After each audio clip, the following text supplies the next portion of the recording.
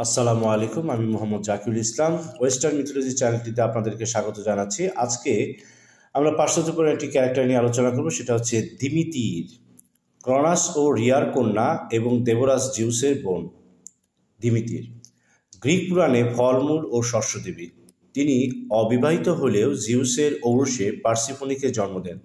উল্লেখ্য, এই পার্সিফোনিকে পাতাল রাজা হেডিস অপহরণ করে নিয়ে যান। ফলে দিমিত্রির স্বর্গ মর্তে পাতালের সব জায়গায় পার্সিফোনিকে খুঁজে বেড়ান। পার্সিফোনিকে কোনো জায়গায় না পেয়ে হিকাটিকে সাথে নিয়ে দিমিত্রির সূর্য দেবতা হেলিয়াসের নিকট পার্সিফোনের অবস্থা জানতে চান, কারণ কোনো কিছুই হেলিয়াসের দৃষ্টির বাইরে থাকে না। হেলিয়াস বাধ্য হয়ে হেডিস কর্তৃক পার্সিফোনের অপহরণের কথা প্রকাশ করেন। ক্রুদ্ধ দিমিত্রির এতে শস্য ফলানো বন্ধ করলে মানুষ ও দেবতারা জিউসের কাছে প্রতিকার চান। জিউস দিমিত্রিকে স্বর্গে ফিরে তার দায়িত্ব পালনের অনুরোধ জানালে দিমিত্রি তা অস্বীকার করেন। ফলে বাধ্য হয়ে জিউস হারমিসকে পাতালপুরীতে পাঠান পার্সিফোনিকে ফিরিয়ে আনার জন্য। কিন্তু ইতিমধ্যে পার্সিফোনি পাতালপুরীর ফল ডালিম খেয়ে ফেলায় হারমিস ব্যর্থ হয়ে ফিরে আসেন।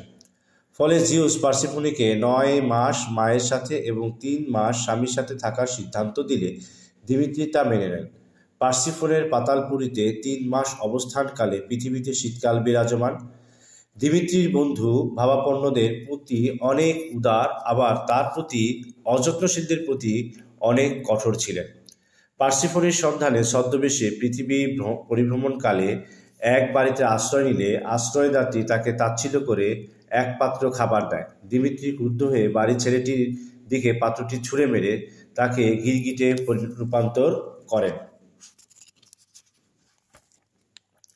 আবার ছদ্মবেশে রাজা সেলিউসের দরবারে গেলে রানী তার সঙ্গে ভালো ব্যবহার করেন এবং তাকে রাজপুত্র ডিমোফোনের ধাত্রী হিসেবে নিয়োগ করেন। এতে তুষ্ট হয়ে দিমিত্রির রাজপুত্র ডিমোফোনকে অমরত্ব দান করার ইচ্ছা করেন, কিন্তু রানী এ কাজে বাধা দিলে ডিমোফোনকে অমরত্ব দান করা সম্ভব হয়নি। প্রথমে দিমিত্রির আজীবন অবিবাহিত থাকলেও জিউসের ঔরসের বা কোরে বা পার্সিফোনিকে এবং আয়াকাসকে জন্ম দেন। উল্লেখ্য, ক্যাডমনের ও হারমানিয়ার বিয়ের সময় টাইটান আয়োসিয়াসের প্রেমে পড়ে দিমিত্রির এবং বিয়ের আসরে সুধা পান করে উজ্জীবিত হয়ে বিয়ের আসর থেকে বেরিয়ে চাষ করা খেতে তারা মিলিত হন।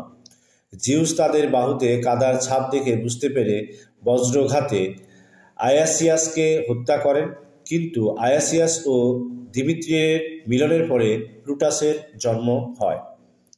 এরকম আরও তথ্য পাওয়ার জন্য চ্যানেলটিকে অবশ্যই লাইক, শেয়ার এবং কমেন্ট করবেন এবং সাবস্ক্রাইব করবেন এবং মনে করে বেল আইকনটি প্রেস করে রাখবেন। অসংখ্য ধন্যবাদ।